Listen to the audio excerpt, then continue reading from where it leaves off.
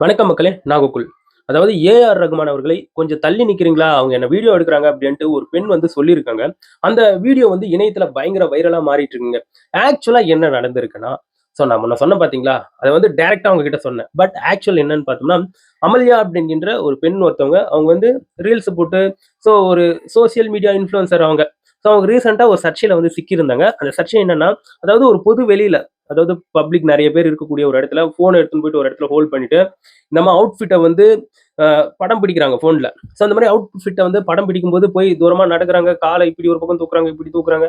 வராங்க. அந்த மாரி வரும்போது ஒரு நபர் வந்து டக்குன்னு போறாரு. அந்த இடத்துல வந்து போறாரு. அது வந்து ஒரு பொது வெளியான ஒரு இடம். பல பேர் வந்து வரதான் செய்வாங்கோ. அந்த இடத்துல வந்து ஆடு, மாடு, கோழி எல்லாம் வரதான் செய்யும். பொது வெளின்னு வந்துட்டா. அந்த இடத்துல வந்து 0% சிவிக் சென்ஸ் அப்படின்ற மாரி இவங்க வந்து மென்ஷன் பண்ணி பேசியிருக்கிறது, சமூக ஊடகத்துல வந்து பல பேர் வந்து நாக்க புடிங்கிற மாரி சரியான கேள்விகள வந்து கேட்டவுடனே, இவங்க அதுக்கு ஒரு வீடியோ ஒண்ணு போட்டு அத வந்து ஃபர்ஸ்ட் கெத்த விடக்கூடாது அப்படின்ட்டு ஒரு சில இந்த இன்ஃப்ளூயன்சர் வந்து பேசுவாங்க இல்லையா? அந்த மாரி பேசி கடைசியா வந்து மன்னிப்பு கேட்டிருக்காங்க அவங்க.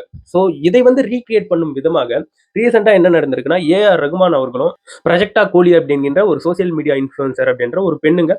2 பேரும் சேர்ந்து அத வந்து ஒரு ரீகிரியேட் பண்ணியிருக்காங்க. ஏ.ஆர். ரகுமான் அவர்கள் கூட அவங்க கோலி இருக்காங்க இல்லையா? அவங்க வந்து அந்த வீடியோ வந்து ரீகிரியேட் பண்ணியிருக்காங்க. ஸோ ஸோ அது போன்ற ஒரு சமயத்துல அவங்க வந்து என்ன சொல்றாங்கன்னா, வீடியோ ரோல் ஆகிட்டு இருக்கும்போது, "சார் கொஞ்சம் தூரமா நிக்கிறீங்களா? வீடியோ ரோல் ஆகுது" அப்படின்ட்டு அந்த பெண் வந்து ஒரு மனுஷன வந்து திட்டினாங்க இல்லையா? அதே மாரி பண்ணி காமிச்சிருக்காங்க.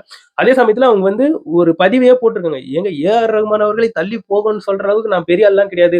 ஜஸ்ட் இது வந்து ரீகிரியேஷன் தான்" அப்படிங்கிற ஒரு பதிவை இந்த இடத்துல வந்து பதிவு பண்ணியிருக்காங்க. அதாவது இன்ஃப்ளூயன்ஸ் ஆகுறது, நான் பெரிய ஆளு, நான் பெரிய முடி ஆகுறது எல்லாமே இந்த மக்கள் போடுற பிச்சை தான். அதுல வந்து மாற்று கருத்தே கிடையாது. அவங்களால தான் முன்னேறும் அப்படிங்கிற அந்த அந்த சிவிக் சென்ஸ் வந்து கண்டிப்பா எல்லாருக்குமே இருக்கணும். அவங்களுக்கு நன்றியுடன் நடந்துக்கணும். முடிஞ்ச அளவுக்கு இந்த ஸ்கேம்ல மாட்டி விடாம, உண்மையான நியூஸ சொல்லி, அவங்கள பத்திரமா பார்த்துக்கிறது தான் இந்த இன்ஃப்ளூயன்சர் அப்படிங்கின்ற இந்த ஒரு சில பைத்தியங்க வந்து ஃபாலோ பண்ண வேண்டிய விஷயம். அதாவது நெறைய பேர் வந்து நல்லா இருக்காங்க. மக்களுக்கு தேவையானத சொல்றாங்க. ஒரு சிலருக்கு வந்து அப்படியே ஒரு இடத்துக்கு போன பிறகு அப்படியே I am from America, Los Angeles அப்படின்ற மாரி பேசிட்டு இருப்பாங்க. அதுங்கலாம் என்ன காரி துப்புறதுன்றது எனக்கு தெரியலங்க.